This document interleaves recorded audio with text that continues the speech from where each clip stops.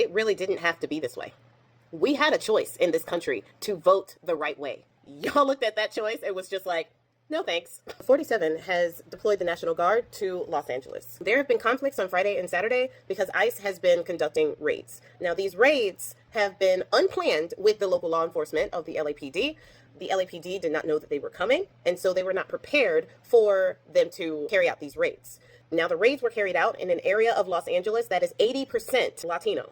This area prides themselves on being deeply, deeply immigrant. So naturally, that's where they decided to conduct these raids. Everybody knows that Trump has been trying very, very hard to enact martial law. He has been trying very hard to turn the military on the people.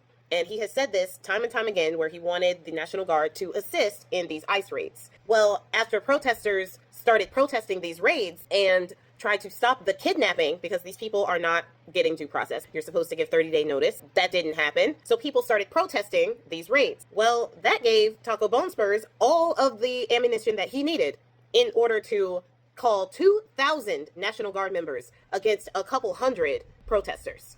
And you wonder why black folks ain't out in the street. Now, the governor of a state has the ability to call the National Guard if there is a national emergency. That is something that Trump wanted when the George Floyd protest happened in Minneapolis with Tim Walz. He wanted Tim Walz to call in the National Guard. Tim Walz refused to do that because it would escalate the situation. And that's exactly what Trump wants in this case. Gavin Newsom has already said, we are not lacking in law enforcement. We are not lacking in control. But what is happening is that Trump is sending ICE in unannounced and chaotically, brutally kidnapping people off the street.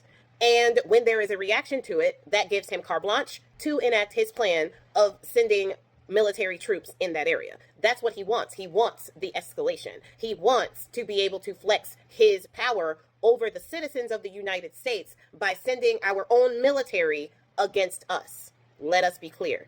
That is exactly what he wants, which is why black folks have not been out into the street. Now, granted, the National Guard has been sent out before. In 1967, during the Detroit riots, the National Guard was sent in to keep the peace. The National Guard was also used after MLK's unaliving in 1968, and the National Guard was used during the 1970s Postal Service strike. And in 1992, George H.W. Bush also sent the National Guard to Los Angeles after there were protests that broke out when a YT officer was acquitted for brutalizing a black motorist. So the National Guard is there now. They arrived early today, which is Sunday morning, and they're unloading munitions and weapons and all of this other stuff to use on protesters. I really hope they remember their oath. Gavin Newsom quoted something his wife had said in a letter, which she basically said, weaponizing protests to justify federal crackdowns is a dangerous precedent. Cory Booker came out and said that this breaks with generations of tradition. What a situation like this is exposing about the United States is that we actually didn't have a true system of checks and balances. We actually didn't have any safeguards for if we had an authoritarian leader. Our system was based on faith. It was based on the honor system. Our system here in the United States depended on people, corruptible people, to do the right thing. And we're finding out right now how easily dismantled our so-called checks and balances are. Because even though we are a system of laws, if the people making the laws are corrupt, if the people carrying out the laws are corrupt, if the people who are supposed to be upholding the laws are corrupt, if the people who are supposed to be putting a check on the power of the presidency, Congress, I'm looking at you, if they are too corrupt, then we have no system of checks and balances.